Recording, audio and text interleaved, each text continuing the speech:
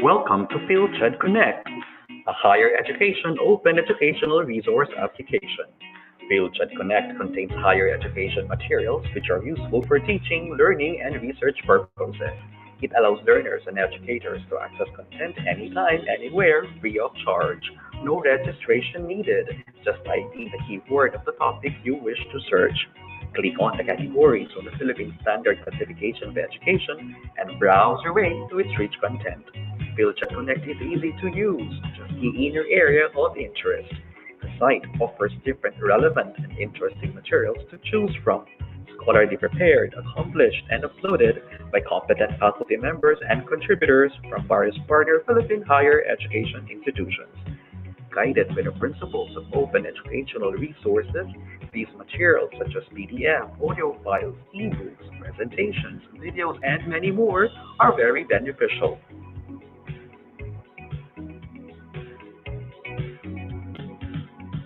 FieldCHED Connect. We educate as one.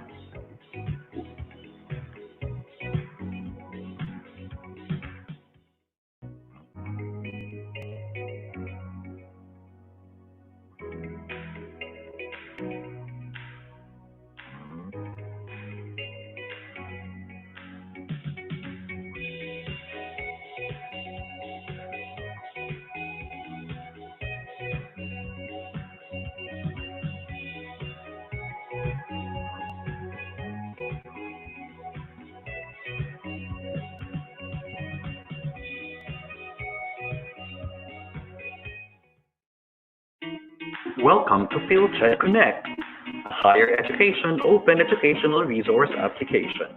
FieldCHED Connect contains higher education materials which are useful for teaching, learning, and research purposes. It allows learners and educators to access content anytime, anywhere, free of charge. No registration needed.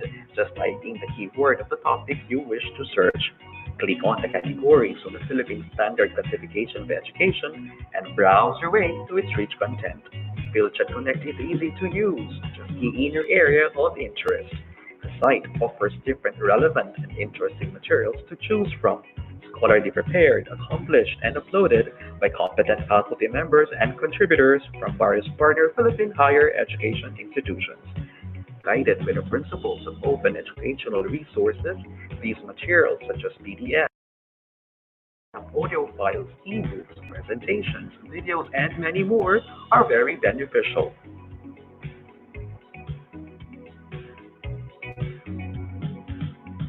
FieldCHED Connect. We educate as one.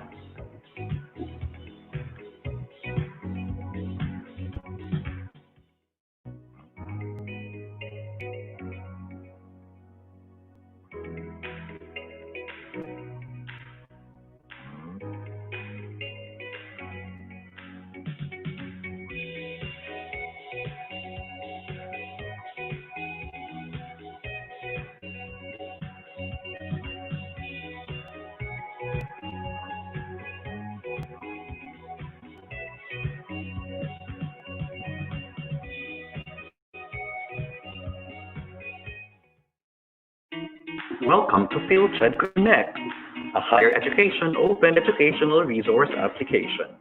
FieldCHED Connect contains higher education materials which are useful for teaching, learning, and research purposes. It allows learners and educators to access content anytime, anywhere, free of charge. No registration needed. Just type in the keyword of the topic you wish to search. Click on the categories on the Philippine Standard Classification of Education and browse your way to its rich content. Easy to use, in your area of interest. The site offers different relevant and interesting materials to choose from. Scholarly prepared, accomplished, and uploaded by competent faculty members and contributors from various higher education institutions. Guided by the principles of open educational resources, these materials such as PDF, audio files, ebooks, presentations, and many are very beneficial.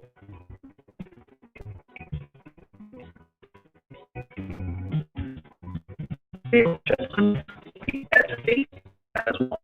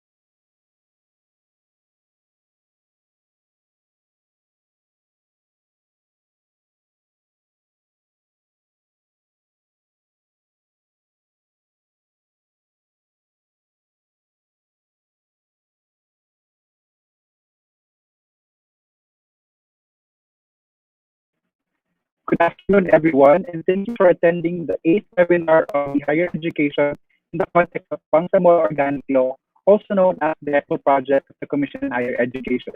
This is in partnership with the Ministry of Basic, Higher, and Technical Education of the Bangsamoro Autonomous Region in Muslim Mindanao.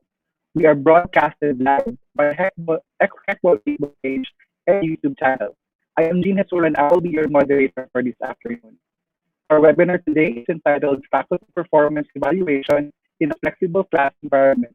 This webinar focuses on areas that will monitor among faculty members to ensure quality education in flexible classes as we transition to the new normal. To formally begin our webinar, please help me welcome Executive Director of Commission on Higher Education, Attorney Cinderella Filipina S. Benitez Haro. Okay.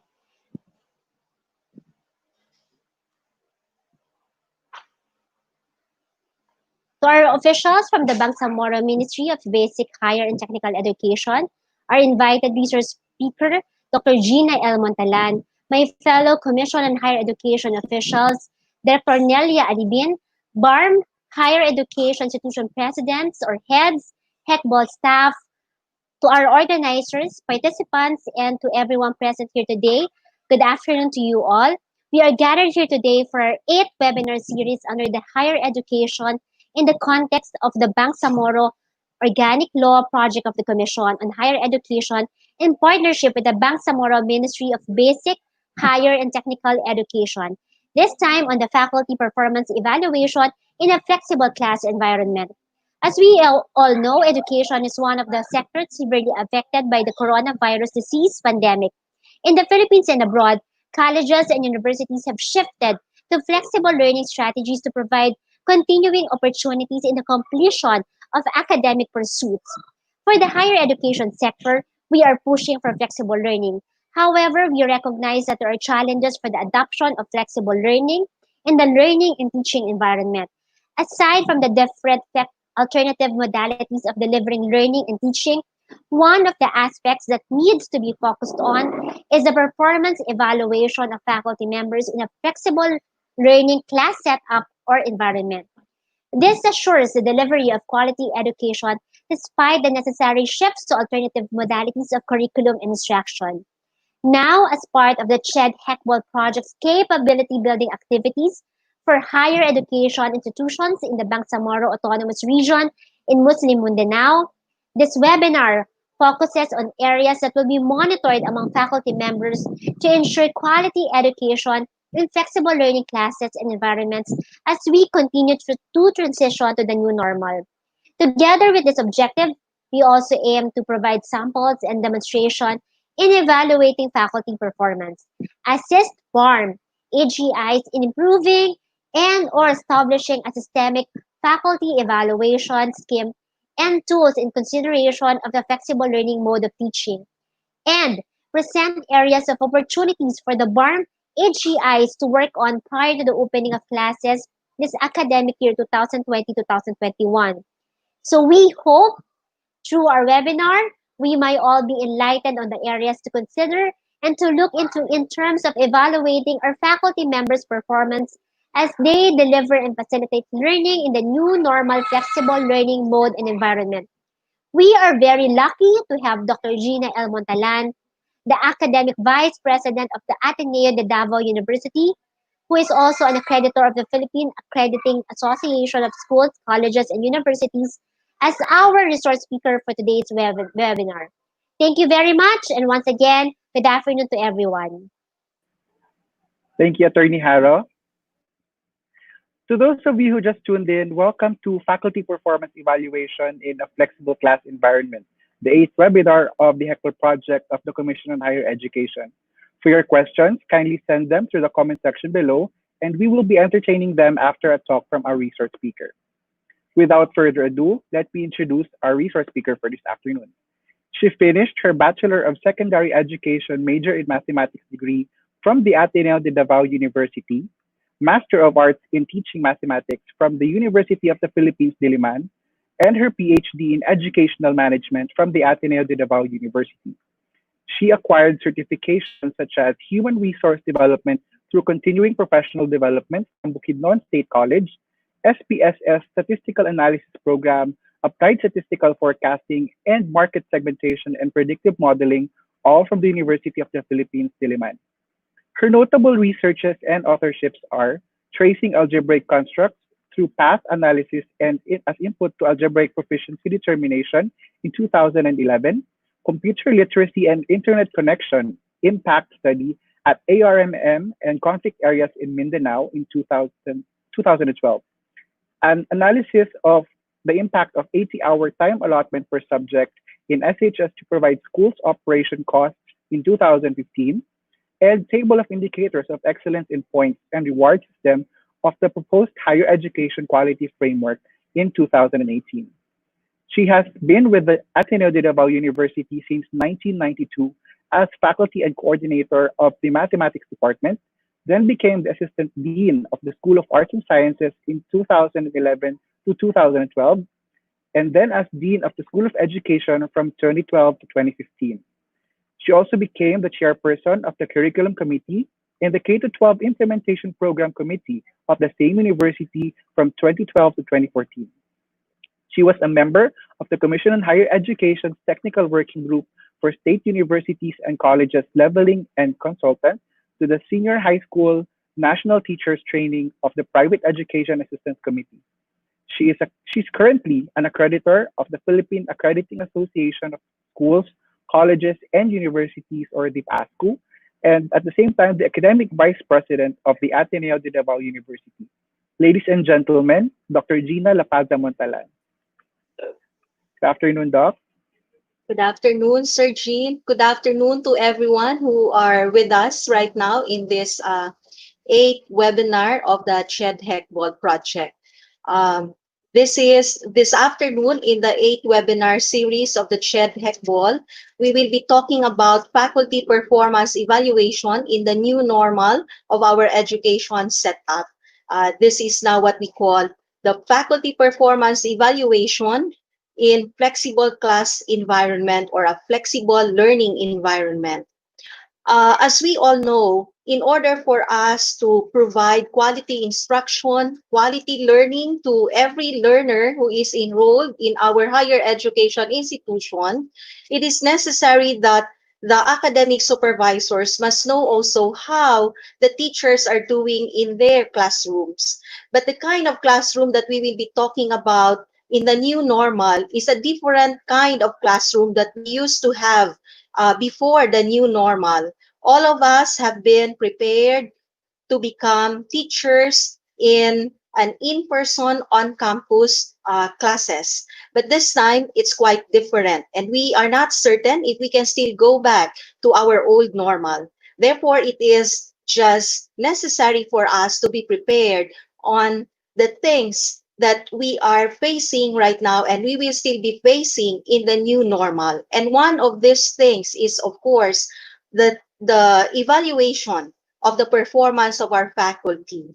Now, of course, faculty are the frontliners in our institution in teaching the curriculum, in implementing the curricular programs, in teaching important topics to our students. So it is just necessary for us to develop a mechanism as to how we can assess the performance of our students in delivering these deliverables to our students. But as to how this can be done, that is the thing that we are going to have this afternoon. So allow me now to share my screen with you.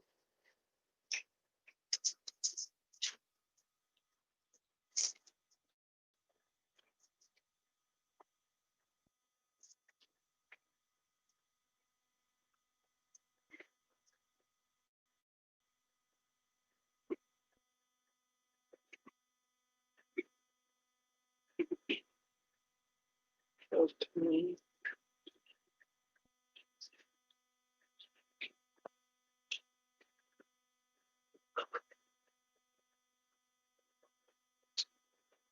For a while, I'm still checking my screen. Sorry for this.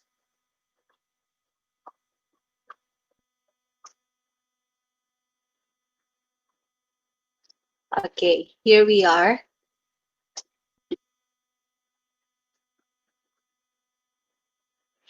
Okay, so we are now in this 8 webinar series of the CHED-HECBOL Project. And our topic for this afternoon is the faculty performance evaluation in a flexible class. First, it will be necessary for us to know the deliverables of faculty in a flexible class before we jump into the context of the faculty performance evaluation. And before we will know, or before we're going to identify the deliverables of our faculty in a flexible class, I think it is necessary for us to know first what a flexible class is. You know, there are varying definitions of flexible class, but I think it is necessary for us to understand the context of flexible class based on the CMO that will be released or that is released by the Commission with regard to flexible class, and of course in context of the conditions, the current conditions of our students right now. So allow me to bring you to what we call faculty performance evaluation in a flexible class by first walking you through on the deliverables of faculty members in a flexible class. But prior to that, let's understand first, let's have first a common understanding of what a flexible class is. So in understanding a flexible class, given the CMO coming from the commission, no, about flexible class, we have to consider then the internet connectivity of our students. Of course, we have to understand that not everyone in one place will always have a strong internet connectivity. There are also other students who don't even have internet connectivity. Others may have also poor internet connectivity. So in this context, we have to identify 3 modalities of flexible class, of a flexible class in context of the internet connectivity of our students. Because in this new normal, it seems like we are highly dependent on the internet connectivity for us to continue providing education to our students. But the question is, should we be only depending on the internet connectivity of our students and even to our internet connectivity in order to provide education, to continuously provide education to our students amid all these challenges that we are having right now? Well, I think with all the 3 modalities of a flexible class, we should not be only trapped to the internet connectivity, because there are also 2 other modalities that may not be highly dependent on internet connectivity. But of course, when we talk about a flexible class, we cannot exclude the online modality of delivering education or providing education to our students. So if we talk about flexible class modalities, we have 3 in here. One is online, the second one is distance, and the third one is blended. Well, in the general context of understanding a blended flexible class modality, we should understand it that most of the topics will be given online. However, in my own understanding, in context of our students, I would like to define our blended learning in here, blended modality in a flexible class, as more on in-person on-campus classes and fewer online classes, but that if when the condition, the public health condition will warrant us to do that. Because I would like to understand this one in context of the other modality where of a flexible class where it can be accessed by those students who have a very good internet connectivity. We have to remember in here that we have to be inclusive in providing classes to our students. Those who can have the learning materials online, they can have it online. But those who cannot have those materials online, we have to provide them other modalities. And that is now the context why I would like to understand both the distance and blended modalities of a flexible class in that context. So the distance and the blended modalities of flexible class are suited or will be suited to those students who have no or poor internet connectivity. But for the online, we have three modalities still here or sub-modalities in here. One is asynchronous, the second one is synchronous, and the third one is a combination of asynchronous and synchronous modalities, and which we call hybrid. So, given this context now, I think we have to understand the considerations of a flexible class in four areas. One, the schedule of classes. Second, the instruction approach. The third, the learning of our students. And the fourth is the assessment of students' learning. But we have to pair with the modalities of a flexible class. So again, take note in here that for the modalities of a flexible class, we have three: online, distance, blended. But let's understand these three modalities of a flexible class in context of the four areas of considerations that we have to understand with regard to a flexible class. So as I mentioned in my previous slide, we have to have the schedule of classes, the instruction approach or the instructional approach, the learning of students, and the assessment of students. So let's go first to the schedule of classes. When we talk about schedule of classes in a flexible class, in an online class where we have three submodalities, we have to understand that for an asynchronous online, there will be no regular real-time class schedule because students will be given enough time or will be given their own time to access the learning materials at their own convenient time and convenient place. But for the synchronous online modality of a flexible class, of course, there will be a regular real-time class schedule via web-based meeting tools like the Google Meet or the Zoom.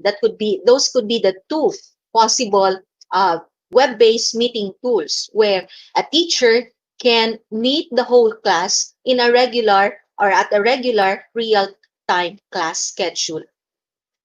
How about for the hybrid online? It's a combination of asynchronous and synchronous online.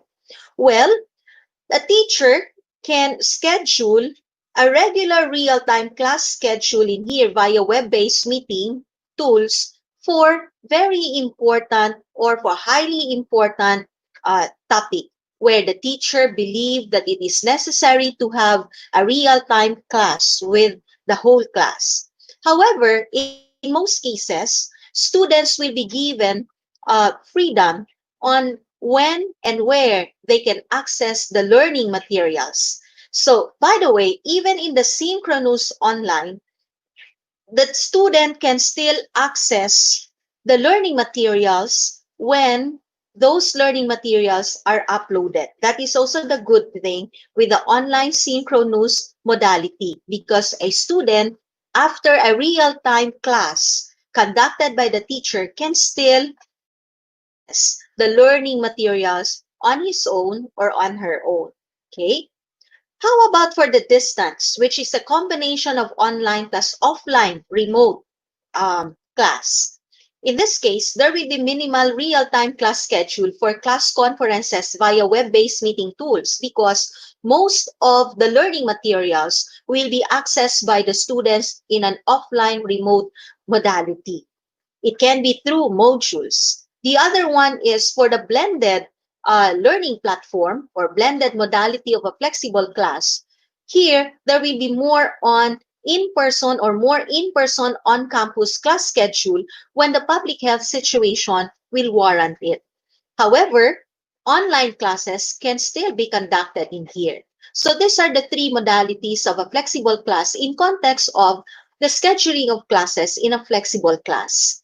The second one is on the instructional approach.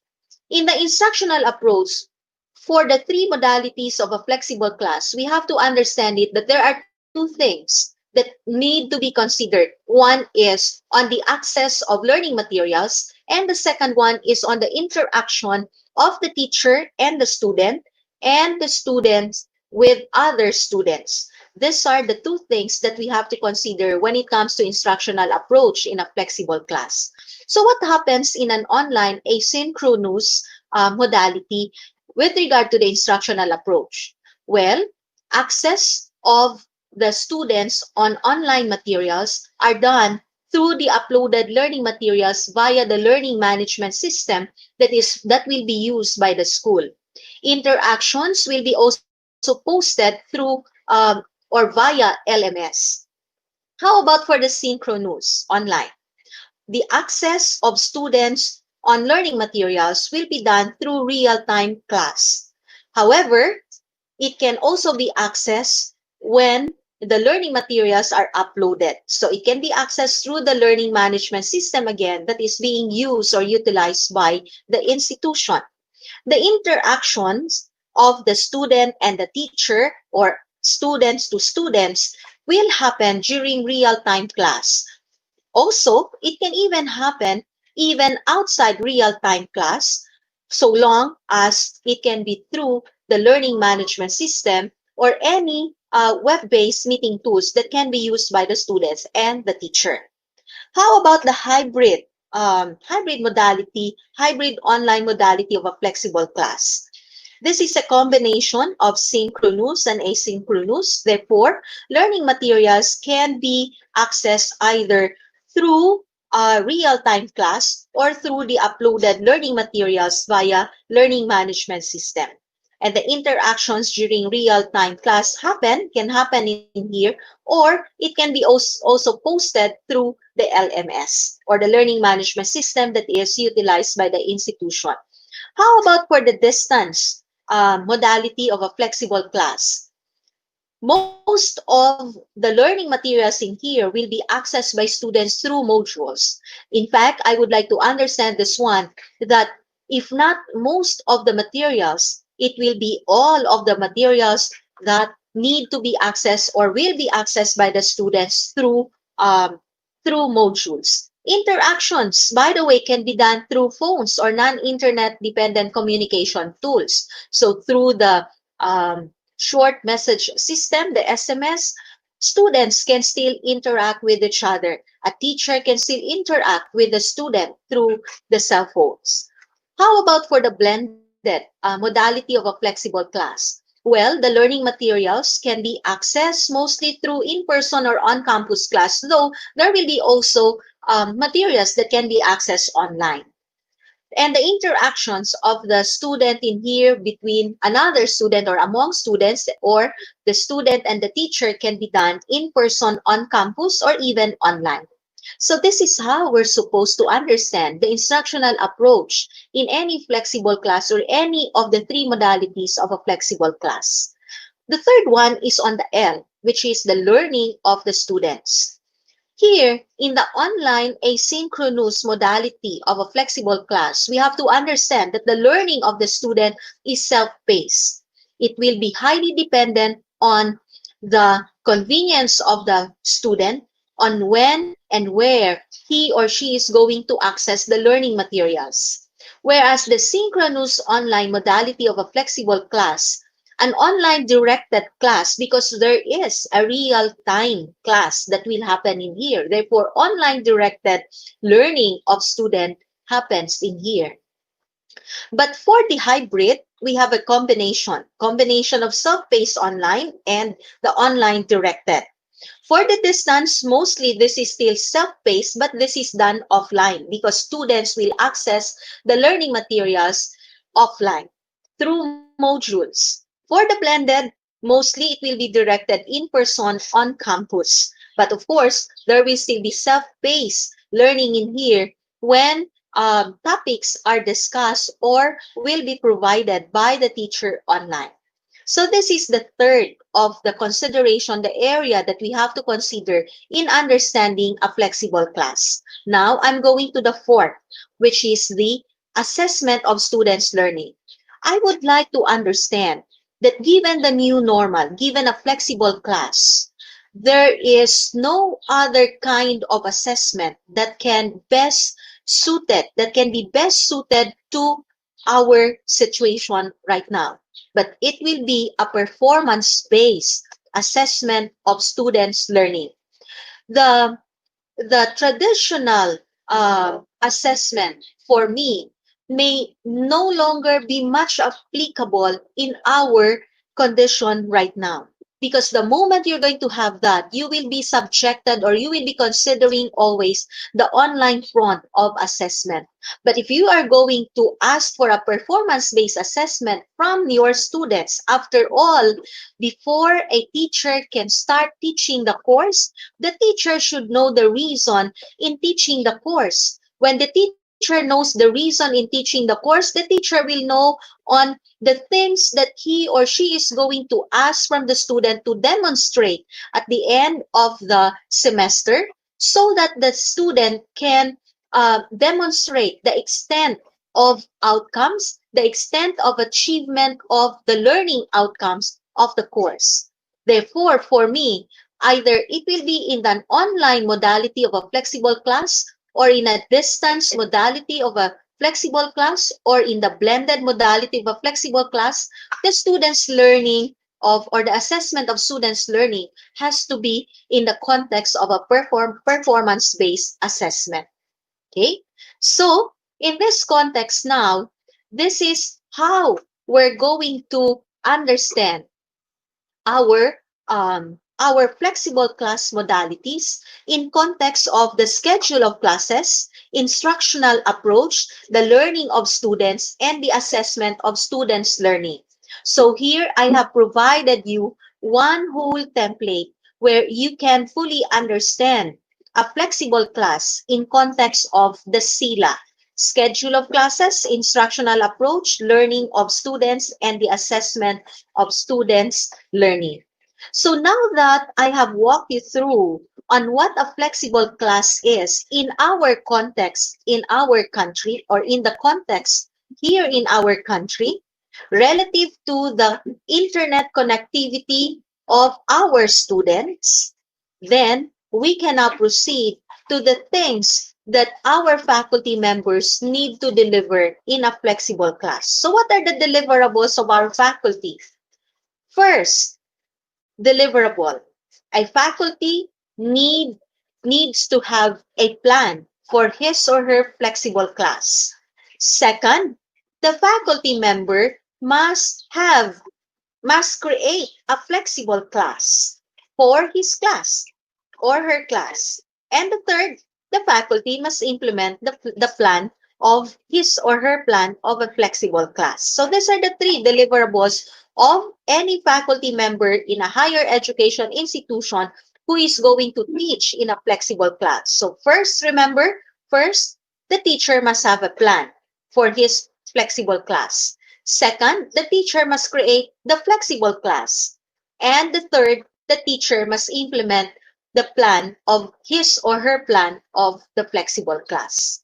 So, given this now, let's proceed to the plan of the teacher of having a flexible class. To plan a flexible class, the teacher must articulate first the learning outcomes of his course or her course. Once the teacher has articulated the learning outcomes, the teacher would know the kind of assessment that will be asked from the student so that he or she will be able to gauge the extent of achievement of the student on the learning outcomes.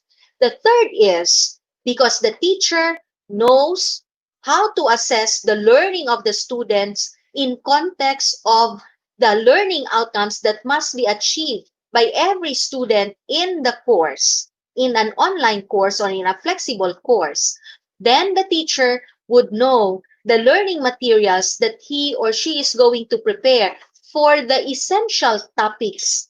When I say essential topics, these are the non-negotiable topics in order for the students to develop the competencies that need to be developed in him or in her through the subject or through the course. So, this is how the teacher is supposed to plan a flexible class.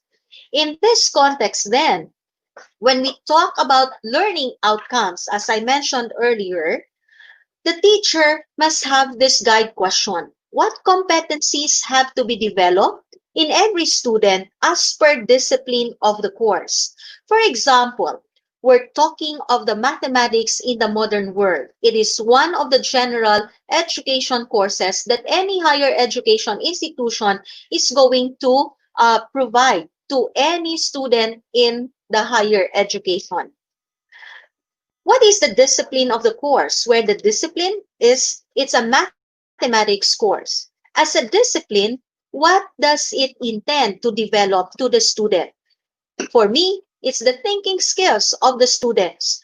So if this is the thing that need to be targeted in this subject to every student, then therefore, what are those competencies that need to be developed in every student?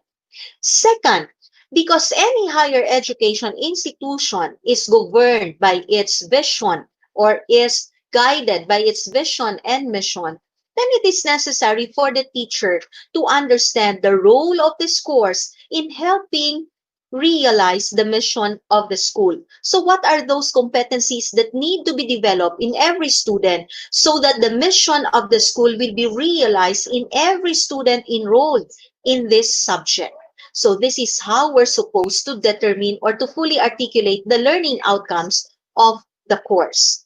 Once the teacher is able to identify or to fully articulate those learning outcomes, the teacher would know now how he or she is going to assess or to evaluate, no? Assess and evaluate the learnings of the students. So in this case, we have this guide question. What final performance-based assessment activity shall measure the learning outcomes achieved by the student?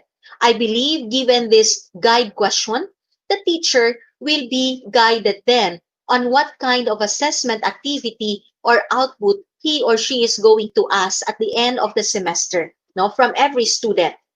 But because we are in a flexible class, wherein we cannot meet our students every day or every meeting, then all the more that we have to gauge the preparations of our students, of the students, no, the teacher must gauge the preparation of the students on the completion of the final requirement. And this can be done through formative assessment activities. So in here, I'm providing also a guide question to help our teachers, to help you monitor the plan of your teachers relative to the formulation of formative assessment. So this is the guide question. What formative assessment activities enable the student to prepare for the successful completion of the final performance-based assessment activity? So these two questions, you being the supervisor, the academic supervisor of the teacher, would know the kind of assessment activity that you are going to require from your teachers. Okay? However, if we talk about an assessment activity, I think one thing that is in your mind is to know the characteristics of an assessment activity that will suit to a flexible class. Then in here, I'm providing you this acronym of the characteristics which I believe will be a good assessment activity in a flexible class. First, it must be a fun to do by the student, because the moment the assessment activity will not give fun to students, you're not seeing, your teachers will not be seeing your students in class. Therefore, we have to assure them that in doing the assessment, the teacher are intrinsically motivated or even extrinsically motivated to complete the task. So it must have the flavor of fun in doing that assessment activity. Second, it must optimize the learning capabilities of the student. We have to take note that every student in class has varying learning capabilities. So we have to maximize those learning capabilities. So our assessment must tickle those learning capabilities of the student to its optimum level. The third is it must reveal the students' areas for improvement to prepare for the successful completion of the performance task. So your performance task must not be only focusing on a low order thinking skills like memorization. It should not only focus on that, but it must reveal more areas for improvement from the student. Because remember, the formative assessment activity must help your teacher gauge how prepared the students are in completing the final requirement at the end of the semester. And lastly, your formative assessment must motivate must motivate the students to proceed to an advanced essential topic. Meaning, you say it will ask for more. It will require students, or it will give students a taste to hunger for more, to know more about the course, and that is to proceed to the next essential topic. So these are the characteristics of the kind of assessment activity that you, academic supervisors, must monitor, must require from your teachers. So this is one of the deliverables of your teachers. So we cannot proceed to the evaluation area if we do not know what to monitor from our teachers. That is the reason why I'm providing you this first, even if my session is more focused on the evaluation. I hope you get that. The second one is on the learning materials of essential topics. That is still part of the planning of the teacher. So how is your teacher going to prepare the learning materials of his course essential topics? Here, we have this guide question. You can go back to this guide question to monitor how your teachers are doing or preparing their learning materials. So what presentation strategy of the essential topic facilitates learning in any of the modalities of the flexible class? What I'm saying in here is that when your teachers will prepare the learning materials of essential topics of his or her course, you have to see to it that the learning materials are suited to the three modalities of a flexible class. Why? Because please do not expect that in one class, all students will access the learning materials online. Even if your institution will declare that you go online, there will be students who will have poor internet connectivity or who will have no internet connectivity. So what happened to them? Are we going to leave them? No. Sabi natin, no one will be left behind in this new normal as a student. Therefore, the learning materials must be presented or must be prepared in a way that a student who is in any of the modalities of a flexible class will be able to access the learning materials. And so you have this guide question for you to monitor how your teachers are preparing their learning materials. But if you will ask me the characteristics of a good learning material in a flexible class, I would like to put it in an acronym ACTIVE, because your students, the students of your teachers, even if they are at home, they must be active always in learning, in seeking for more truth about their course. So they will be able to develop the knowledge, to acquire knowledge that they need for them to become a holistic person, not only as a professional that they desire to become in the future. So in this case, what are the characteristics of a learning material in any flexible class? As I said, I would like to put it in an acronym ACTIVE. One, the learning material must be accessed by every student. If a student has an internet connectivity or has a poor internet connectivity or has no internet connectivity, the learning material can still be accessed by the student. How about the C? It must cater the style of learning of individual students. When I say style of learning, learning of individual students, I am referring to the four common styles of learning of students: visual, auditory, kinesthetic, reading, and writing. Whether we like it or not, in a class of our teachers, there are students who can learn more if they see visuals, if they see visually, or if they can visualize the concept. There are also others who would like or who can understand well, who can learn more from a topic if they hear sounds about that topic. Then there are also others who can learn more if they will be asked to move, to apply it in action. There are also others who just want to read and write or interpret what they have read, put everything they have read into writing. So in this case, allow me to give you one sample, one activity in here, or one learning material. One learning material that a teacher can prepare is, of course, his or her lecture notes for a topic. In this lecture notes, the lecture note can be uploaded online. In this case, those who have a learning style, a student who has a reading, writing, learning style, can just read through all those things, and the teacher can ask, can provide a guide question later on to come up with, or to ask for an interpretation of the student on the things that he has read on coming from that lecture notes. But for the visuals, in that lecture notes, the teacher can stop at a time and come up with a chart or a diagram that can help the student visualize the full concept that is being discussed on the first part of the lecture notes.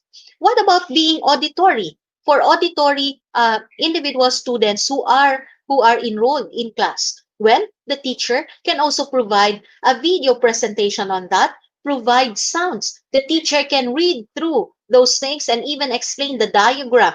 No? How about the kinesthetic? Well, in that lecture notes, the teacher can stop at the time and can provide guide questions to the students to apply, or to motivate the student to apply his or her understanding on that part of the lecture notes, apply it in action by using the materials or things that are found at home. No? So maximizing the home environment of the student. So you see, a learning material in a flexible class must have that kind of characteristic. The other one is it must target the essential competencies to develop in the student. It has to be a learning material that will ensure that the learning competencies or the essential competencies that need to be developed in every student are well targeted in the presentation of the topic. The fourth one is it has to be interactive. It has to be interactively presented. And when I say interactively presented to the students, it does not mean that it has to be interactive using online platform. Even if the student is going to access the material in an offline remote modality, you know, that can still be interactively presented to the student. By how? As I mentioned in the C part, in the lecture notes, after the teacher explains the concept, the teacher can stop for a while by coming up in that part of the lecture notes and ask the student to walk around or to apply the understanding of the student on that topic, on that part of the topic, applying it somewhere in the part of the home where a material can be made use in applying the concept that he just have learned from that lecture notes. So that is an interactive presentation still a a topic, no, in a flexible class. The next one is it has to value the student's absorptive capacity of information. You have to give only a little. The teacher must only give a little in the presentation, but targeting much of the students that need to be developed in him or in her. This is what we say, not many but much. The teacher is giving not many in one topic, in one lesson, but because the teacher is able to target the essential competencies that need to be developed in every student, then the teacher is just able to give much also to the student.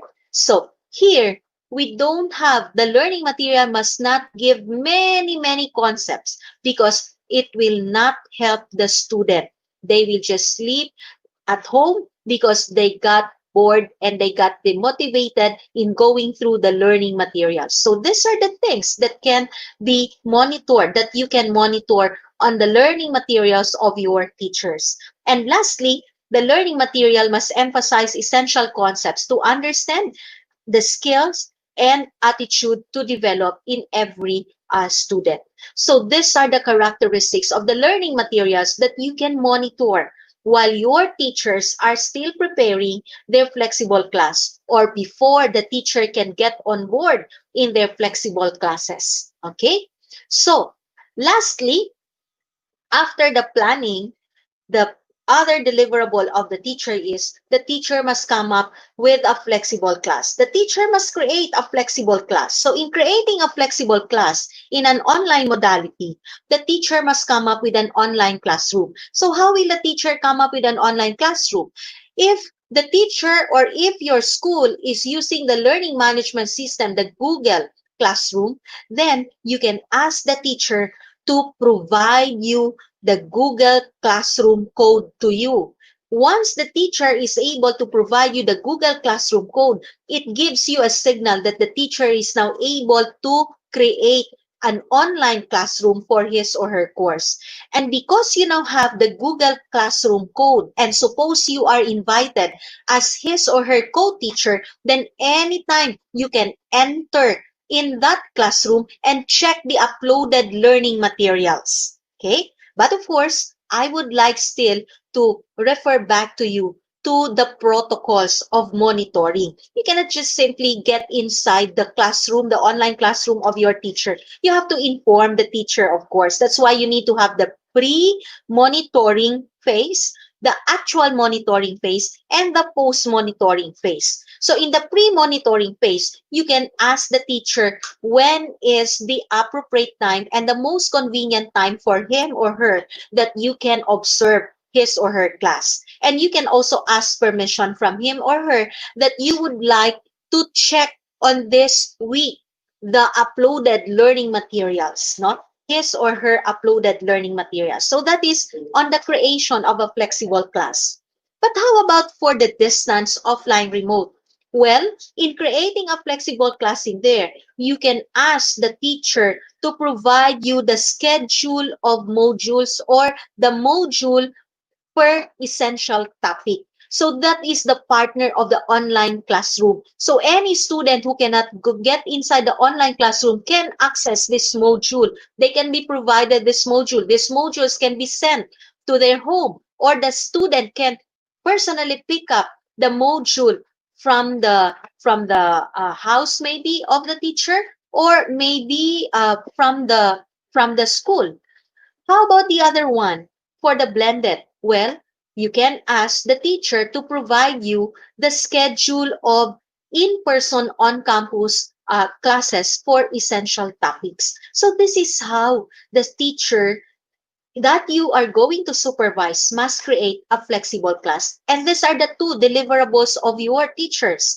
One, planning a flexible class, and the third one is creating a flexible class. So, given this two, the third one now is on the implementation, which I believe you have equated to the performance evaluation of your teacher. Because I noticed that in one of the questions that we raised, no, that were raised during the pre-registration, there was a question in there which talks about the performance evaluation of the teacher that is more taken equivalently to the classroom observation. So how can classroom observation happen when an internet connection is not good? So to me, I would like to understand that one. that the faculty performance evaluation is solely equated to the implementation of the flexible class. But take note, there are 3 deliverables that you are going to ask from your teacher. One, their plan on a flexible class. Second, on how they created a flexible class. And the third is on the implementation. So on the implementation of a flexible class, you have to take note that in an online class, the teacher must have provisions for students to access the learning materials. Okay? The third one is, or not even only in the online modality, but this is true for all the modalities of the flexible class. In implementing a flexible class, you have to ensure that your teachers provide provision or has provision for students access to learning materials. Second, the teacher has a mechanism for in communicating and interacting with their students. The third is that the teacher has a monitoring mechanism in um, in monitoring the progress of learning of the students. And lastly, your teacher must have formulated a final summative assessment that is suited to the course. And how will you know that that is suited to the course? Well, go back to the learning outcomes of the course. And there you will know if the summative assessment, the final summative assessment, or the final requirement, or the final performance-based requirement of the course is really suited to the course as per articulated learning outcomes of the course. So, these are the 3 deliverables of your teachers: to plan a flexible class, to create a flexible class, and to implement a flexible class. But in planning a flexible class, the teacher must have fully articulated the learning outcomes, must have planned the assessment activities, and must have prepared learning materials for essential topics of the course. These essential topics will assure you that the learning outcomes of the course are really targeted in presenting the course to the students, or while the students are learning the materials of the course. So I have provided you in here guide questions to help you monitor and assess and check, maybe, no, check or assess the plan of your teachers for a flexible class. And I have also provided you in here the characteristics of an assessment, a formative assessment, and a learning material in a flexible class. In creating a flexible class, I have provided you in here also the things that you will ask from your teacher. And when the teacher is now going to implement his or her flexible class plan, then these are the things that you are going to ensure that are being prepared by the teacher and are being done by the teacher in his or her classes. So now that we have already, or I have walked you through now on what a flexible class is in our context, in the context of the internet connectivity of our students, and that I have walked you through also on what are the deliverables that you are going to ask from your teacher, then I can proceed now to the faculty performance evaluation. So how do we appraise your faculty performance? There are 2 phases in here. One is in talking about the performance of your teachers. It should not be only limited to how the teacher is conducting the flexible class. That is the implementation phase. But you have also to check how you have also to evaluate the teacher on how he or she has planned his or her flexible class. So these are the 2 phases that I would like to suggest to you to take on in appraising the performance of your teachers in a flexible class. So in the implementation and planning phase, I would like to provide you this acronym for the areas of for the areas that you are going to monitor and evaluate among your faculty in a flexible class. C stands for communication with every student. R stands for reaching out every student, how the teacher is reaching out every student in class. And the E represents providing experience of learning to every student. A would mean how your teacher is monitoring the progress of learning of students through the assessment or by maximizing the assessment activities. Next, the time management. How is the teacher managing the time with the class? The next one is the I. How is the teacher interacting with the teacher, and how is an interaction between a student or among students are being provided in or is being provided in a flexible class or in the flexible class of the teacher. And for the planning, the teacher must of course have a viable plan, no? A plan that can be done, a and a plan that is easy or that is possible to comply with, a plan that is possible to be completed, a plan that is possible to be realized, to be conducted, to be implemented. So a viable plan for every student's active learning in a flexible class. And to me, this viable plan must always start from articulating the learning outcomes of the course. And after defining or articulating the learning outcomes, the teacher can now identify the activities that can help him or her gauge the preparations of the student, in completing the final requirement through the formative assessment. And in the summative assessment, which is a performance-based summative assessment, here the teacher will be able to gauge to what extent the students are able to attain the learning outcomes of the course.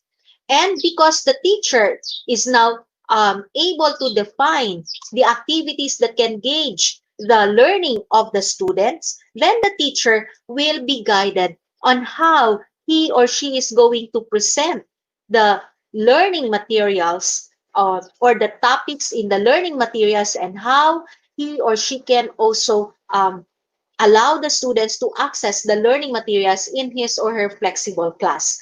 Coming, of course, these learning materials must be coming from the articulated essential topics. Okay? And lastly, the teacher must be able to have this essential deliverables in order to provide a quality, flexible class to his or her students. So these are the phases that you are going to evaluate.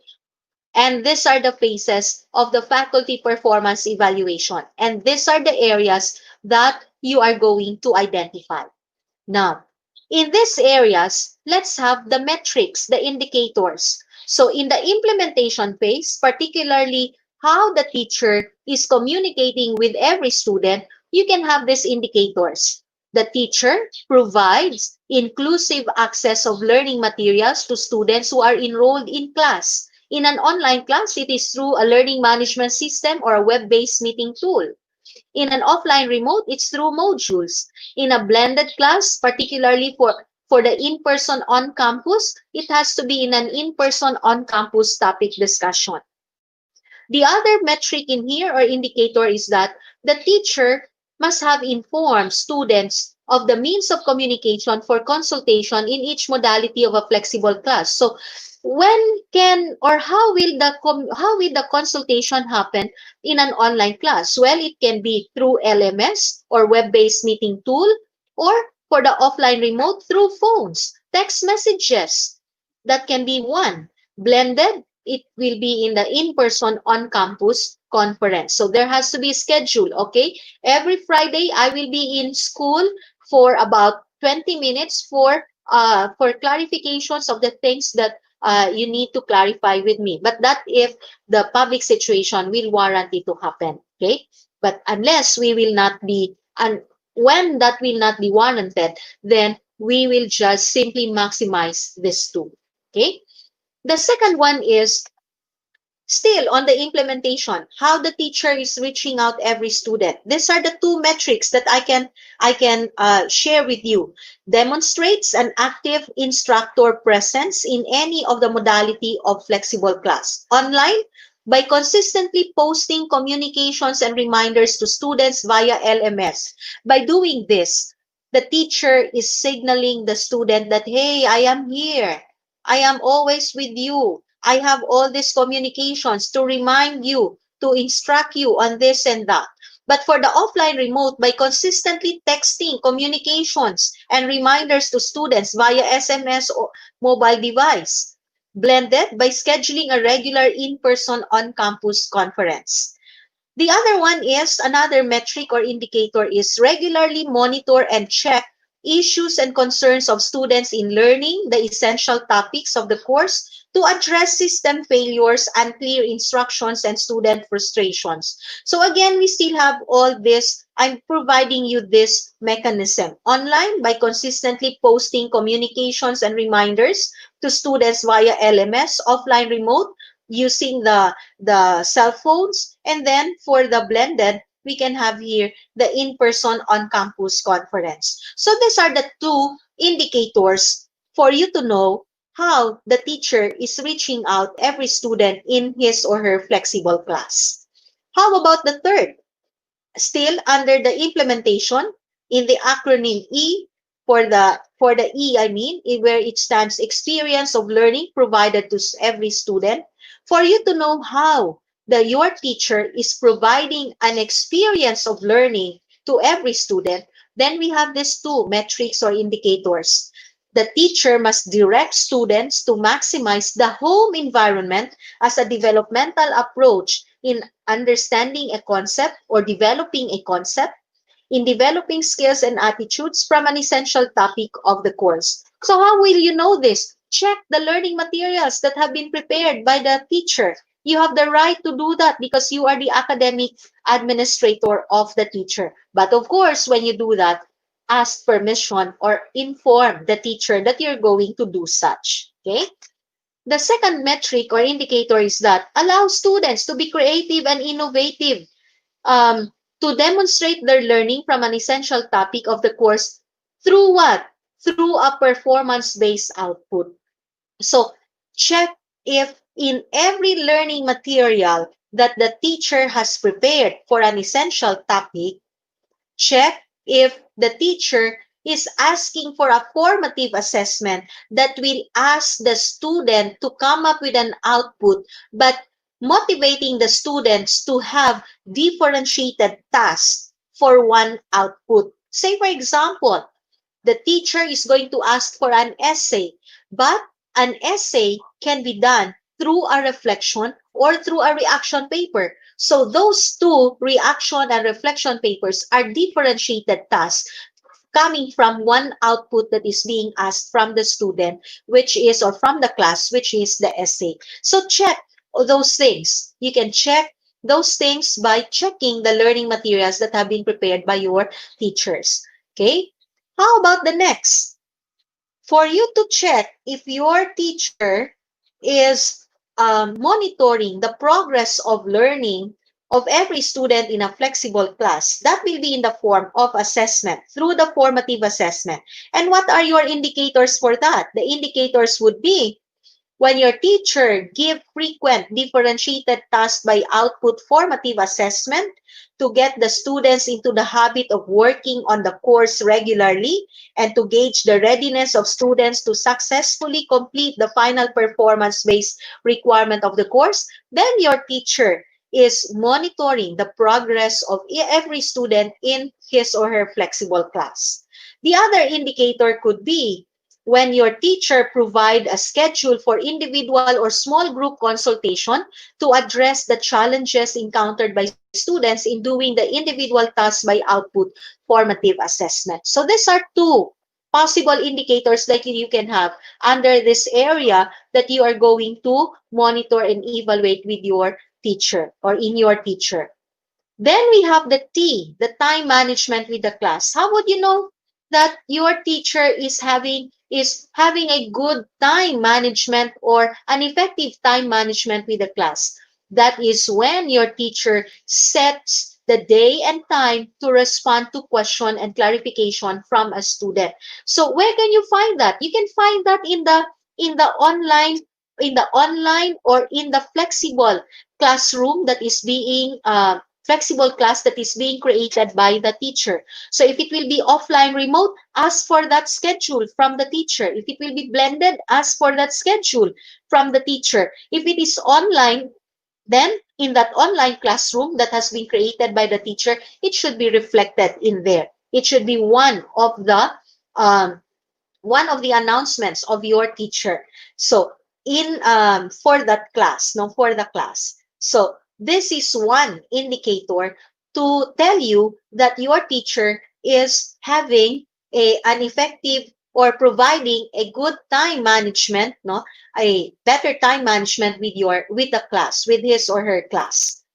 The next one is the I, interaction between and among students. Here we have one indicator which I can share with you. For you to know that your teacher is providing a mechanism or an opportunity for the students to interact with other students and with him or her as a teacher, then this is your indicator. When your teacher provide opportunities to students to share their work and discuss projects and or assignments with other students who are enrolled in class to engage and learn from each other, then it would mean that the teacher is providing a mechanism, providing an opportunity to students to interact with others. How can this be done? This can be done, I would like to say commonly, this can be done through SMS or mobile phone calls. Why common? Because I would like to understand that most of our students have a poor internet connection. So we cannot rely much on this internet connectivity of our students. So even if the student has an internet connectivity, you know that student can still uh, can text or can call his or her classmate or even the teacher with regard to discussing how he or she is working on the project, working on the assignment. That is way of providing interaction between and among students also. And how will the teacher can check that? If you will ask me, well, the teacher can also check with the other student. Okay, Mario, did Maria call you up with regard to this because he or she is your group mate? I group you together with others so that you can work on this performance-based output. Okay, that could be one. We have several ways in doing such. Okay, next, V, viable plan for every student's active learning in a flexible class. Here, the teacher must prepare an aligned course learning plan that is geared toward the development of competencies in every student as targeted by the course. So how would you know that the teacher's plan is within this framework? Check if all the activities that are being planned out in his or her flexible class are aligned with the attainment of the course learning outcomes. So always go back to the course learning outcomes. Okay. And lastly, we have here the E, the essential deliverables. So check if the teacher is able to create a flexible class of the course to teach. That is for the online modality, a class code is provided to you. Distance, offline, remote, module per essential topic is provided to you also, is shown to you. Blended in-person on-campus class schedule of essential topics are also or is also provided to you for those who are going to have the blended modality, no, in accessing the learning materials. And lastly, the next indicator in here under this area for monitoring and evaluation of your teachers, the submission of aligned course learning plan. So you can ask this too from your teachers before letting them go on board in their flexible classes. They have to create a flexible class and they have to submit to you the aligned course learning plan. So, putting now all this together, this is now the form of your faculty performance evaluation. This is one sample that I can provide to you for your faculty performance evaluation. Phase, you have the implementation and planning. You have here the areas for monitoring and evaluation of faculty performance in a flexible class, and these are all your indicators. Okay? So, in short, you can have this form to use in appraising the performance of your teacher in a flexible class. Check how the teacher is able to come up with a plan and check how the teacher is implementing the plan. Here, we have three, three sources of evaluation. The evaluation received from students, the evaluation received from you, the immediate academic head, and the self-evaluation. This can be a sample form of your faculty performance evaluation in a flexible class. Let's have a sample of this in an Excel form. Okay. Allow me to have this one first. Allow me to share my screen to you.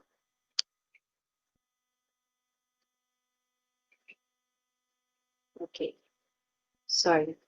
Okay, allow me to share to you my screen on the on a sample of this in an Excel form. So this is now your sample form, and this is the sample computation. Okay. In this sample computation, you have here the areas for evaluation, the evaluation received from students. Here you can have the frequency and the weight. Suppose in a class of 45 students, 15 students said that the teacher in the communication with every student, with those two metrics, the students said 15 students said that it is highly satisfactory. How are we going to convert that into a weight?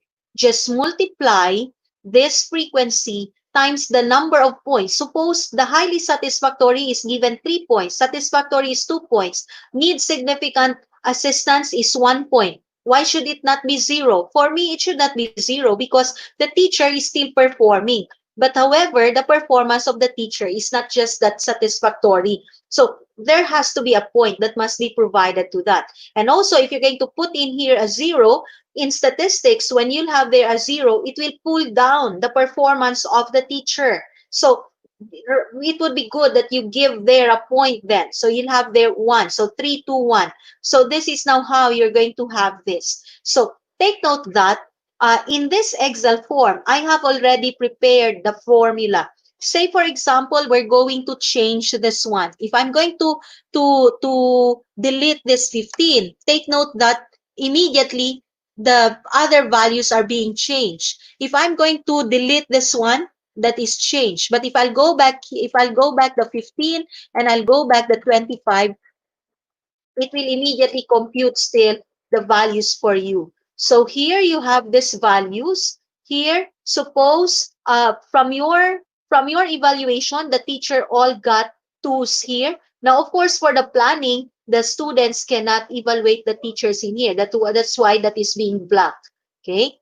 Then here for the self-evaluation, it's good also to ask for a self-evaluation from your teacher so you would know how the teachers are rating themselves. If the teacher is rating themselves very low, then you can have a conference with the teacher. You can ask why he is rating himself on a particular area very low. So in what particular aspect you as his or her academic supervisor can help him or her improve in that area.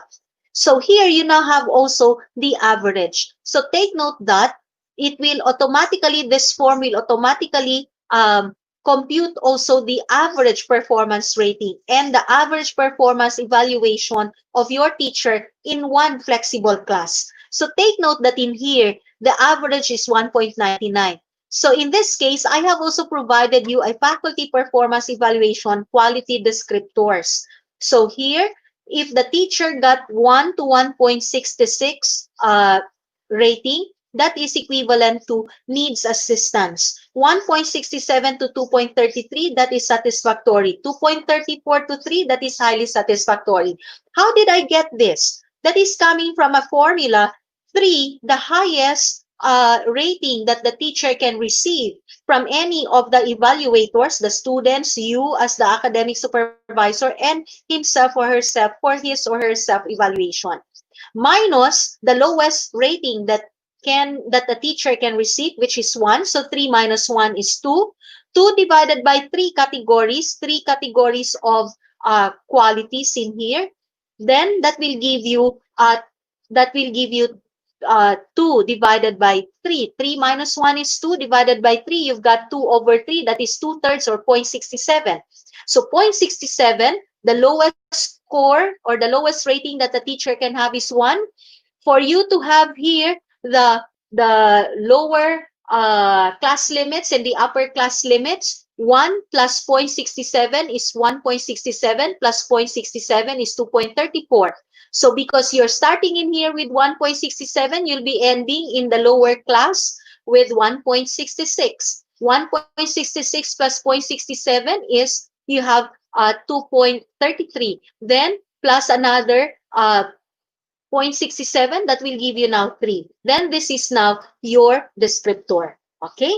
Now, what if you are now going to have the summary of or the consolidated performance evaluation of your teachers in the classes that he or she handled? Suppose the teacher handles 6 classes. 4 of those are Gen Ed courses and 2 are professional courses. I would suggest do not, of course, you can come up with a consolidated performance of your teacher, combining the performance of the teacher in the Gen Ed courses and his or her performance in the professional courses. But I would like to suggest that have first the consolidated report or evaluation on the performance of the teacher in the Gen Ed courses and another one for the professional courses. So you would know how well the teacher is performing in the Gen Ed courses, in handling Gen Ed courses, and in handling professional courses. Why am I suggesting that? So you would know the faculty development program that you can suggest to your teacher. If the teacher is doing good in a Gen Ed course but not much in a professional course, then you can advise the teacher to have a certificate program maybe on professional courses to strengthen or to deepen his or her knowledge on professional courses, in the teaching of professional courses. So this is one sample of a performance evaluation summary of a teacher handling 6 courses, but 4 of those are Gen Ed courses. So there are 4. Now, there was a question in the pre-registration. How many or how will we know that the students' evaluation are valid or the evaluation is valid? Okay, I would like to address it in context of how many classes, how many students will be captured in this evaluation. So we're talking first of the class. If there are 4 Gen Ed classes, how many will be retrieved in here?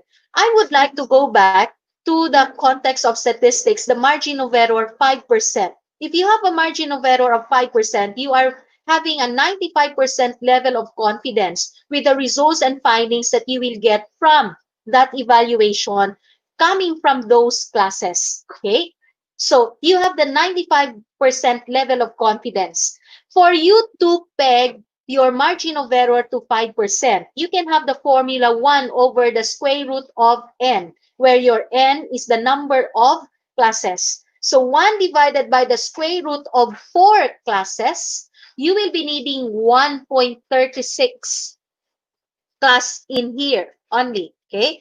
1.36. So if you have now 1.36 class, By the way, how did I get the 34%? By by coming up with a standard margin of error of 5% for me to have a level of confidence which is equivalent to 95%, using the formula 1 over the square root of n that is equal to a 5% margin of error, by using the algebraic manipulation in here, you will end up with an n that is equivalent to 34% of the 34% equivalent to 34% of your total n. So that is how I came up with 34%. So 34% of 4 will give you 1.36. But we cannot have a fraction of a class. Therefore, we can just have here 1. But to have 1 class out of 4, for me, I'm not much comfortable on that, even if I have a margin of error 5%. So this 1 in here, 1 class in here, is only telling us that for us to have a 95% level of confidence in our evaluation with the teacher, you just need a minimum of 1.36 class, or equivalent maybe to 2 classes. Then to me, I modified it now to 2 classes, the 50% of 4. So 1, if I'm going to have 1, that is not the minimum that is being identified by the 34%, but it is 1.36. So I have to get 30.36 part of the whole of the other class. So because I cannot have that part of that other class, I would rather get the whole class. So that's why I ended up with 2. So using now the 2 classes out of the 4 classes, if you will ask me, how will I choose the 4 classes? Then you can have different sampling techniques, not to choose 2 out of the 4. But do not choose, say, I will choose this one because I feel like getting this one. In that case, you are putting your bias, you're inputting your bias in choosing the class to evaluate, no? To be the source of the evaluation of your teacher. Especially if, let's say, you know that this class does not like much of this teacher and you don't like the teacher, that's why you're choosing that class. You're inputting a bias in there, and that is not being fair to the teacher. So for me, it would be good for you to have or to use a sampling mechanism. So there are varying sampling mechanisms in here, sampling techniques for you to choose 2 classes out of the 4. Okay? So in this case, you now have this one. So notice that this is the equivalent to 90 students in a class, okay, or 90 students being the source of the evaluation of your teacher. So here you have this results. So these are the average results, and these are also the average evaluation that you gave to your teacher in his or her 2 classes. So maybe you have there now your monitoring evaluation tool. You can make use of that evaluation tool with all those metrics that I shared with you in the earlier slides. You can make use of that as your monitoring tool, and from that tool you're able to arrive at these values. Okay. Then for the self-evaluation, then you came up now with this results. So notice that the average performance evaluation in general courses that are being handled by your teacher in a flexible class modalities is 1.96. And what is 1.96? It's satisfactory. Okay? So this is how we can have our our performance evaluation. Now I would like to go back to my other screen. Okay, so here, because there is one question in the pre-registration that talks about the performance evaluation of the teacher. When we say performance evaluation, it should not be only limited to how the teacher has planned out and has conducted the flexible classes that he or she is handling in that school year, or that he or she handles, no, in that school year. It must also consider the engagements of the teacher, research activities, on-campus community activities, and off-campus community activities. And it will also include continuing professional development of your teacher, like completion of a graduate degree, completion of courses leading to a graduate degree, a certificate programs attended, and even trainings attended. So this is one sample of a form of a faculty performance evaluation of your teacher. The other one that I showed to you earlier was a faculty performance evaluation form of a teacher in a flexible class. So wherein it is just one of the performances that the teacher is going to have. And so in this case, at this point, I hope I'm able to walk you through on how you're supposed to evaluate the performance of your faculty in a flexible class. And I even provided you a sample form where you can evaluate the performance of your teacher in one school year. And it is not only limited to the performance of the teacher in the flexible class, which includes his or her plan and the conduct or the implementation of his or her planned flexible class. Okay? But it will also include all other activities of the teacher, expected activities, engagements, research engagements, community engagements, and even the professional development of your teacher in order to provide quality instruction to students. But before you can have this faculty performance evaluation, before you can evaluate that, it is necessary that you're in your institution, you have to define what are the deliverables of your teacher. I shared with you in this webinar the common deliverables of your teacher. But should you want to add more, then you can add more in there and factor that in the faculty performance evaluation form that you are going to use. But before you can ask these deliverables from your teachers, make sure that your teachers are able to understand what a flexible class is, and you yourselves are also able to understand what a flexible class is, because it is difficult. You will have a problem in evaluating your teacher's performance if you yourself, the evaluator, does not know well what a flexible class is. Because whether you like it or not, you will be tempted to evaluate the performance of your teacher in context of the old normal. So in the old normal, the schedule of classes are done equally with the required number of classes. But here, the schedule of classes will not be done that way. We have to understand that there will be times that classes will not be done real time or will not be done in person on campus. How about the instructional approach of the teacher? The instructional approach is more focused on the accessing of the learning materials and the interaction and the communication mechanism that is provided by the teacher to the students. Not much now on the strategies that are being used by the teacher, the way the teacher is teaching in the classroom. And the other one is the learning of the students. Learning of the students in the new normal is self-paced in most cases. So you cannot expect that the learning of the students will be put together with the learning pace of the other students. In the old normal, because one student or the students come together in class, when we monitor the performance of the students under the supervision of one teacher, that is done normally in the performance of the whole class. This time we can no longer do that, or we can do that, but minimal maybe, but we check in most cases how the teacher is assessing the progress or monitoring the progress of students learning following the individual pace of learning of the students. And lastly, the assessment has to be performance-based. Okay? The traditional assessment activities or activities, yes, it can be done in formative assessment, in some formative assessment,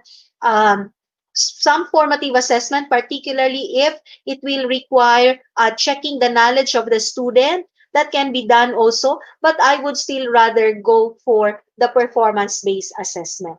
So with this, I would like to thank you all for being with me this afternoon, and I would like to thank our CHED-HECBOL Project team headed by Dr. Nelia Alibin, our director of the CHED-BARMM, for inviting me to be with you this afternoon to share my little knowledge with regard to the faculty evaluation uh, or the faculty performance evaluation in a flexible class. So thank you and good afternoon. Sir Jean, I'm going back to you now.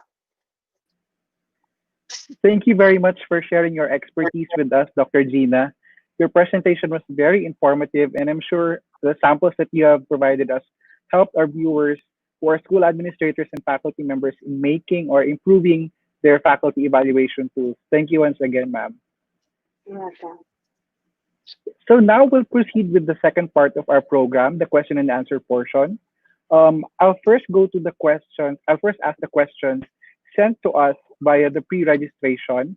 Uh, the most common question that was sent, Dr. Jean, if you may answer this, what are the possible difficulties or challenges in evaluating faculty members in an online setting?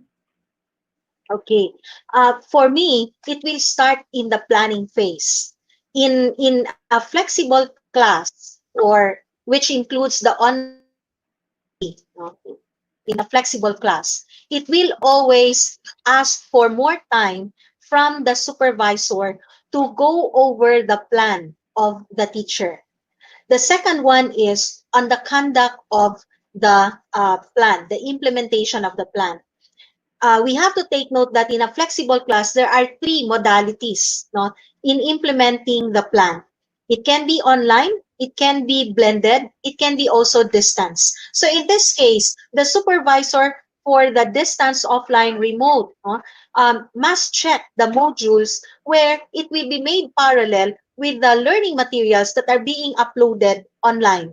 And at the same time, it will also check in all in parallel, I mean, with all those materials that are prepared for those students who will opt to have the blended learning platform or modality of our flexible class. So these are, for me, if we talk about the most challenging parts, no, that need to be considered in preparing a or in an online class, or I would like to call it as a flexible class because online is one of the modalities of the flexible class. It will be in the in the planning phase and even in the implementation phase. But much will be given more time by the supervisor in the planning phase. So much will be given in terms of coaching the teachers to ensure that the learning outcomes are really achieved and are really targeted in the learning outcomes and the flexible class activities that are being prepared by the teacher. Thank you for your answer, Doc. Second question is, how can we effectively evaluate the performance of the faculty members if there is low to no internet connectivity? Okay. As I cited in my presentation, when we are going to evaluate the performance of our teachers, it should not be only limited to the actual conduct of the teacher's class. We have to include the planning phase, how the teacher has planned the flexible class, and the other one is we can check the feedback. We can check the feedback of the students coming from the monitoring tool that I presented. And at the same time, you can also check with your teacher during the when the teacher is going to self-evaluate his or her performance. That can be another source of evaluating also the performance of the teacher. But the other one is if you are going to conduct an online classroom observation, then it's really beyond our control. Then that internet connectivity is beyond our control. Then I think you yourself can already identify the time wherein in your place you have a poor signal. Like in our place in here, afternoon is not a good time, no? The best time to be online because a number of maybe a number of residents are using internet, and so therefore we don't have a very good online connectivity. That is why every time I set a meeting, I always set a meeting in the morning, like 10 o'clock to 12 o'clock, because 10 o'clock to 12 o'clock, the what you call this, the internet connectivity is still very good. So in terms of monitoring or having an online class observation, you set a schedule, check with your teacher. That's why the pre observation phase is very important, wherein you converse with your teacher. Check with your teacher what is the most convenient time for him, for you to observe the online class. When we say convenient time, that includes the best internet connection that both of you can have. So you can agree on that. Huh? That's why the pre-observation conference is very important for me. So along that line, you'll be able to address that concern. Thank you. Thank you, Doc. Just a follow-up question on your answer. You made mention of scheduled or announced classroom observations. Do you think that surprise visits or unannounced classroom observations will still be effective during this online classes? Yeah, actually, for me, if you are going to talk about monitoring, no, monitoring activities of supervisors, we have actually this what we call the pop-in visit. We have this formative visit, clinical visits, no.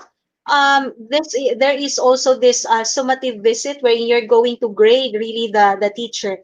When you are now going to rate the teacher and it will affect the performance evaluation, there I would like to suggest that you need to have an agreement with the teacher. But prior to have that kind of conduct of monitoring, it would be good for the supervisor or academic administrator to inform also all teachers that, prior to the schedule that you want me to observe your online class, where you will now be rated in there and it will be factored in your performance evaluation for the year. I would like to conduct surprise visits. I would like to conduct surprise visits in your online classes. And that is why I would like to ask for the classroom code of your classes, so I can just come in anytime in your classes if you are going to invite me as a co-teacher. But if you are not going to invite me as a co-teacher, if let's say one teacher will not provide me a code as a co-teacher, then that gives me a hint that he or she does not want me to be in his or her class any time of the day, no? So I can converse with him. I can talk. What made you think that I cannot enter in your class any time of the day? Are you threatened? What are those things that you want to discuss with me?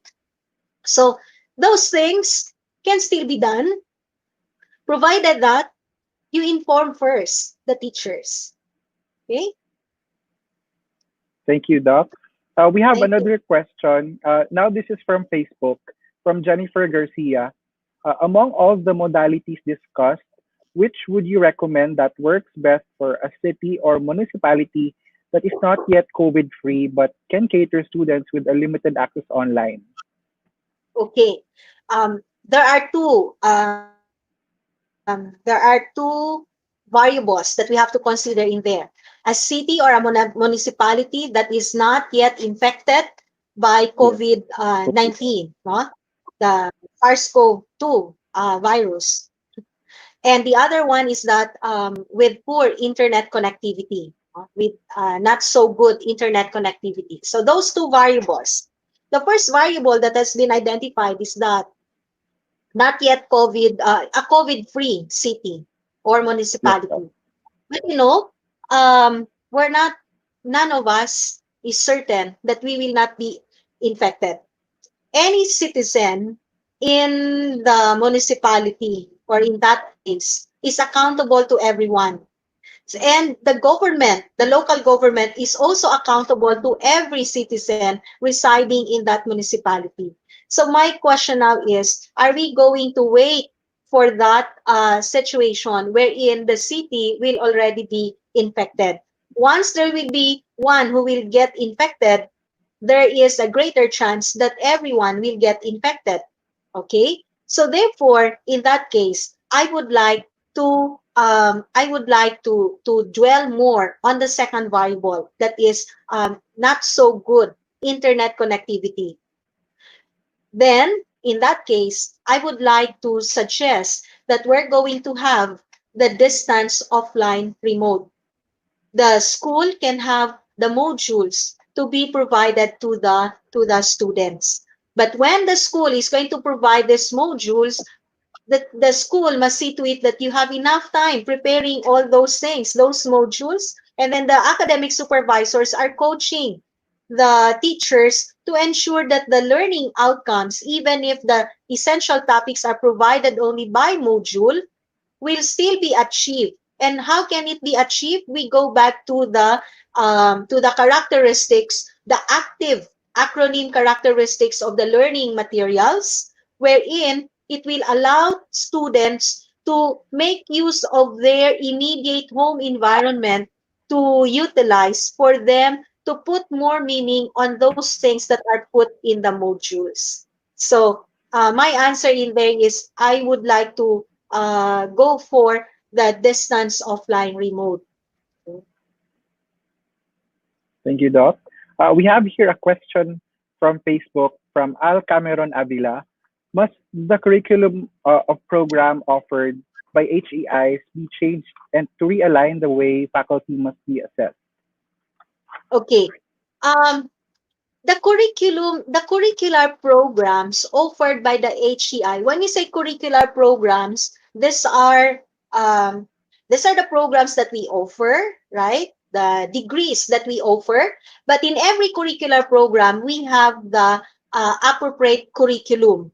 And in that appropriate curriculum, in every curriculum, we have this what we call the set of courses that students need to take for them to be granted the degree.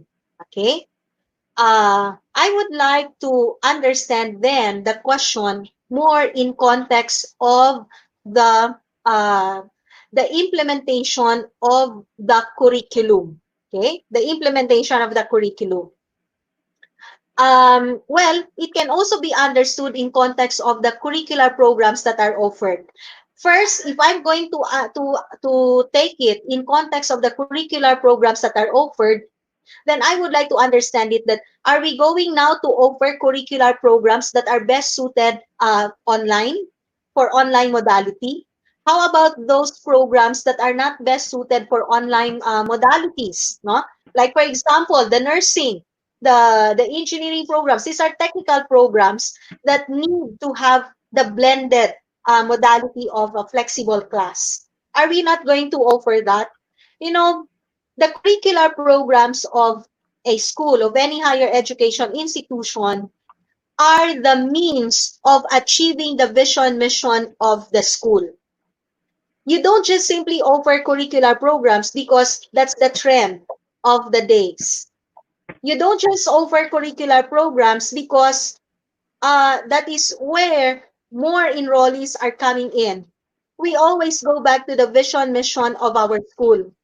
If the vision mission of the school tells us that we have to develop such in the many residents in our locality where your school is situated, then for me, we still have to provide those curricular programs, but we have to reinvent and redesign our ways of implementing the curricular program. That is now where I'm coming in now on the implementation phase. So we have to define which of the courses in this curricular program need to be offered fully online and which of these courses need to be offered in a blended platform.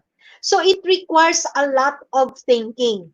So I would like to understand the question that way, no? So given how we are supposed to assess our teachers, you know, the assessment policy, the faculty performance evaluation policy, the enrollment policy, the admission policy, all sorts of policies in any higher education institution will always be defined by the curricular programs that are being offered, but the curricular programs offered are anchored on the vision mission of the school. So the vision mission of the school is the one that dictates the curricular program. So if you will now say you're going to change your curricular program offerings, then my question is, are you also going to change the vision of your school? The vision does not change. Mission changes over time, so that the existence of the higher education institution in that locality will have meaning to that locality on the needs of the people during that time. That's why mission can change over time, but the vision cannot. So I would like to answer the question in that context. Thank you. Next question is from Kurt Joseph, still from Facebook. Doc Gina, what is the most convenient and conducive platform to use in online teaching? Okay. For the online teaching, well, I cannot I cannot give, no, because when you say most convenient and conducive, it will be always in context of your institution. When I say in context of your institution, one, the resources of your institution, the resource capabilities of your institution. Second, the readiness of your teachers. Third, the time that is being left to your institution to get on board in an online platform. And the fourth, in context of your institution, would mean in context of where your institution is located relative to the internet connectivity. So given that now, I don't want to provide a specific answer to that, because the specific answer, if I'm going to say that this is the most convenient and conducive platform, I may be misquoted along that line. But I would like to answer it that the convenience and the conduciveness of the convenience and the conduciveness in using an online platform will always be in context of the institution. So you have to check those elements in your institution and check which of the available online platform can be best suited to your institution. Thank you. Thank you, Doc. Next question, still from Facebook. Jonathan De La Cruz asks, since the faculty performance evaluation will be done online, how can we assure the veracity or truthfulness of performance evaluation made by the students? Okay, that is the reason why I mentioned the margin of error 5%. Okay, if you have like 10 classes for one teacher, and you're just going to choose one without factoring in any margin of error, that could be one problem that you have in there. So if you are now going to have the margin of error in there of 5% and implying to have a 95% level of confidence, that can already partly address that problem, that concern. The second one is, of course, we do not know if the students in that class, in those classes selected to give an evaluation to the teacher, no, will be giving the all will be all honest in evaluating their teachers, especially when the teacher is still supposed to provide their grades. Okay, students don't want that their evaluation will be affected, or their grades will be affected by their evaluation. So they're quite frightened on that. So threatened on that. So in that case now, what you're going to do is, that's the reason why in my sample, I have there a triangulation mechanism. The triangulation mechanism in there would be, it will not only require the students to evaluate the performance of the teacher, but it will also require your evaluation, your monitoring activity, no? Your classroom observation, your monitoring activity, monitoring the activities of the teacher outside online modality, preparation of the flexible class, and then you can also check with the students, no? You can verify the the quantitative responses of the students in the form by checking with them, because you have also access with the students. The other one is you can also ask the self-assessment of the teacher. The moment there will be a very high gap among these three performance evaluation, then that is now the time that you can suspect that most likely there is something that needs to be checked in here. So triangulation mechanism can be done. And the other one is by choosing the number of classes in all classes handled by the teacher statistically. So by putting in the margin of error in there, that can already address somehow that concern, because putting a margin of error of 5% would imply that you are 95% confident with the results that you'll be getting from the students. Thank you. Thank you, Doc. Just a follow-up question, since you mentioned the triangulation of evaluation, what do you think is the ideal weight per evaluation? Is it more, is it heavier supposed to be from the students or from the administrator? Okay, because it will be the students that will be always in close contact with the teacher. It will be good that you give more weights from the students. But if you also have a trend, because sometimes it will be also in context of the institution.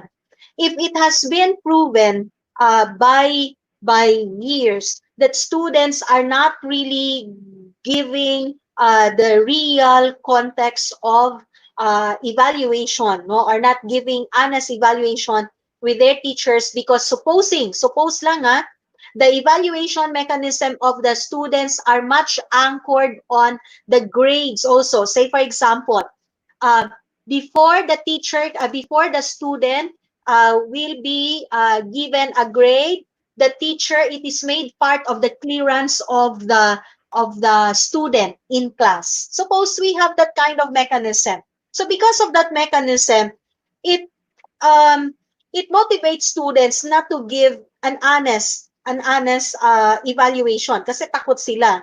So, it is always in context of how things are being done in an institution. So, suppose there's that kind of institution, then I would like to take then that way. Now, okay, from the upper management, from the top management, I'm going to give a 50-50%. 50% coming from the students, 50% coming from the administrators. But if time has proven that students, given the mechanism of evaluation done by students are really giving honest opinion, no, honest evaluation of students. Then what we can do in the triangulation in there, we can have 50% from the students, 20%, 25% from the academic administrators, and 25% from the self-assessment. So that could be one. So it will always depend then on the mechanisms of the institution for the weight distribution. Thank you po. For example, po, in the face-to-face setup, what happens towards the end of the semester is that someone, a staff from the department, would go inside the class and ask for the evaluation. In that way, we can assure that the students will really submit their responses or their feedback to the faculty. How about during the online classes? Towards the end of the semester, the online form or the assessment form is already given to the students. But what if they do not respond to that form? What will happen now to the evaluation results of the faculty, ma'am? Yeah, okay. Thank you for raising that question, Sir Jean. We have also one mechanism for that, wherein it will not affect the grades. It will not tawag yan. It will not have some effect on the grades of the students, and at the same time, it will motivate students to give grades, to give their feedback, no, honestly. one mechanism on that, because the institution is now going to have an online mechanism, is when students are now going to access their grades, their final grades at the end of the semester, okay, that the student, the institution, the IT, no, let's say the IT division maybe of an institution, can put in some lock measures in there, lock buttons, where the student will not be able to see the final grades provided by the teachers on the courses that he or she enrolled in that semester, if he or she is not going to fill in the online what you call this, evaluation form. So that could be one mechanism. Thank you for that, Doc Gina. We have another question here from Alexander Senya. When is the appropriate time for students to evaluate their teacher? Is it before or after giving the students their grades? Okay. As I said, it will be in under the context of the institution in terms of tawag yan, in terms of the evaluation mechanism. No? Now, but ideally, it will be good that the evaluation of the teacher by the students will be done at the end of the semester, especially in our context now, wherein there are classes that are done online, and there will be also learning materials that will be accessed offline, no, remote. So I would suggest that the evaluation of the teacher by the students will be done after the class, because after the semester, because in that way that will also protect and evaluate our students to be honest in their evaluation. Thank you. Thank you, Doc Gina. As much as we would want to entertain more questions, in the interest of time, we have to cut short the Q&A portion. Thank you once again, Dr. Gina, for accepting our invitation to be our resource speaker in today's webinar. Surely our viewers on Facebook and YouTube learned a lot from your talk this afternoon. Thank you once again, ma'am. Thank you too. And on that note, do you have any parting words for our audience? Okay.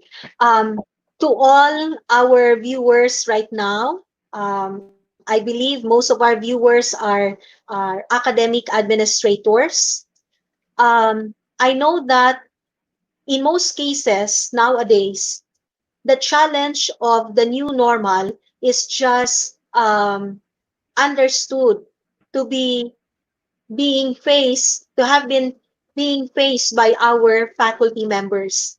But little others know that the challenge is actually being embraced by the academic administrators. Academic administrators are the ones who are going to set the stage for their teachers so that the teachers can get on board in this what we call flexible class. And the academic administrators are the ones who are accountable on the kind of quality of education that the students enrolled in every course in their institution are getting from their teachers. Therefore, having said that, I would like to encourage all academic administrators not to lose hope, but instead take this opportunity to learn more, undo the things that we have learned in the old normal, so we will be able to get into the new normal environment, but go back also to the best practices that we had in the old normal, which we think can still be effective, can still be done in the new normal, so that we continue to provide quality education to all our learners. So to all of you, to all academic administrators who are with us, just always remember that when you take on the challenges of our education now in the new normal, and part of our function is to evaluate the performance of our teachers, always remember that you evaluate your teachers fairly. And by being fair to them would mean that you have basis in evaluating their performance And that basis is in context of the new normal, not in the old normal. Because the moment you do that, you're now becoming unfair to your teachers. Thank you and good afternoon. Thank you once again, Doc Gina Montalan. So to encapsulate what we have learned this afternoon, we have deepened our understanding of what flexible classes are and the different modalities that we can use. Second is we have understood the deliverables of the faculty members, which encompasses from the planning, creating, and implementation of the flexible class. Third, we were able also to understand how to appraise the faculty members' deliverables guided by the acronym CREATIVE. We hope that you have learned a lot in this afternoon session. So that ends our webinar for this afternoon, and we hope to see you next time in our future sessions. To those who have pre-registered, we will be sending you a feedback form within an hour after this broadcast. Once completed, we will be sending an electronic copy of your certificate. You will have until 5 p.m. on July 20 to respond to the feedback form. Once again, thank you, and this has been Jean Hasuro on behalf of the Commission on Higher Education and the HECBOL Project, headed by our director, Nelia A. Alibin. We thank you and stay safe. Have a great day.